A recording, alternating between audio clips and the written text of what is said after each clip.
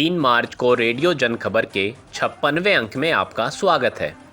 पहले सुर्खियां। आम आदमी पार्टी नेता मनीष सिसोदिया गिरफ्तार, विपक्ष ने लगाया भाजपा पर झूठे मुकदमों में फंसाने का आरोप। सुप्रीम कोर्ट ने स्थानों के नाम बदलने की याचिका को फूट डालो की राजनीति बताया, कहा देश में सभी धर्म बराबर। कश्मीर में हुई एक और कश्मीरी पंडित की हत्या, विपक्ष ने कहा भाजपा पंडितों को बचाने में रही विफल। एक शोध के अनुसार अधिकतर महिलाएं घरेलू काम के चलते चार दीवारी तक ही रहती हैं सीमित। दक्षिण अफ्रीका को हरा, ऑस्ट्रेलिया ने जीता महिला विश्व कप का खिताब। अब खबरें विस्तार से। दिल्ली सरकार के कद्दावर शिक्षा मंत्री मनीष सिसोदिया की गिरफ्तारी के बाद सोमवार को आम आदमी पार्टी ने पूरे देश में प्रदर्शन करके अपना विरोध जताया। दिल्ली के मुख्यमंत्री अरविंद केजरीवाल ने सोमवार को दावा किया कि सीबीआई के अधिकतर अधिकारी उप मुख्यमंत्री मनीष सिसोदिया की गिरफ्तारी के पक्ष में नहीं थे। आम आदमी पार्टी का कहना है कि दिल्ली की शिक्षा तथा स्वास्थ्य सेवाओं में आए व्यापक परिवर्तन में सिसोदिया की अहम भूमिका रही है।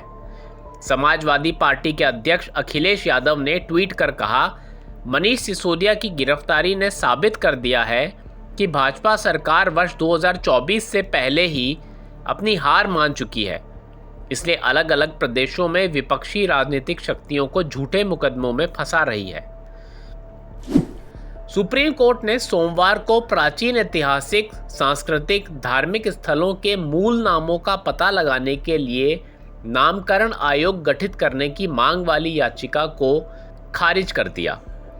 याचिका की सुनवाई कर रही न्यायमूर्ति बीवी नागरत्ना ने याचिकाकर्ता अधिवक्ता अश्विनी उपाध्याय से नाखुशी जाहिर करते हुए कहा कि ऐसी याचिकाओं पर विचार नहीं किया जाना चाहिए। हिंदू धर्म जीवन जीने का एक तरीका है। भारत ने हमेशा से सभी को अपनाया है और इसी कारण से ही हम सब एक साथ रहने में सक्षम हैं।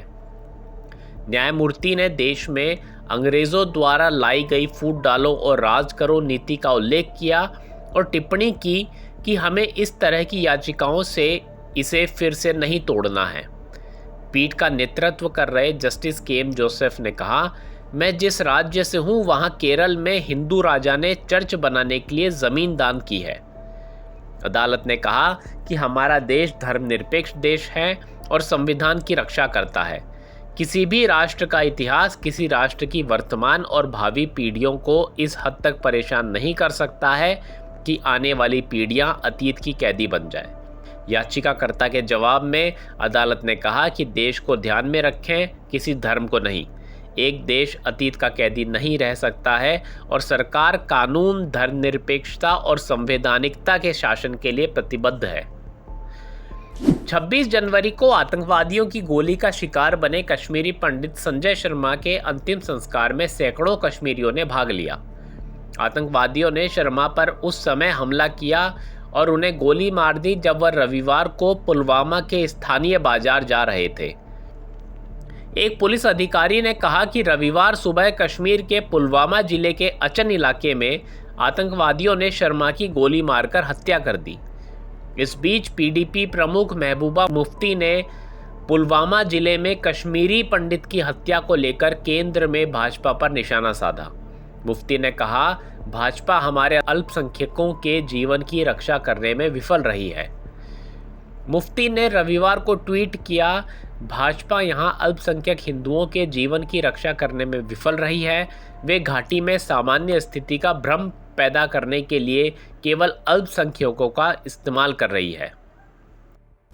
भारत में काम पर महिलाओं की भागीदारी अपेक्षाकृत कम रही है, जिससे देश कई लैंगिक अंतर सूचकांकों में सबसे पीछे है। महिलाएं विशेष रूप से औद्योगिक और विनिर्माण नौकरियों में गायब हैं, जो हमारी अर्थव्यवस्था की रीढ़ है।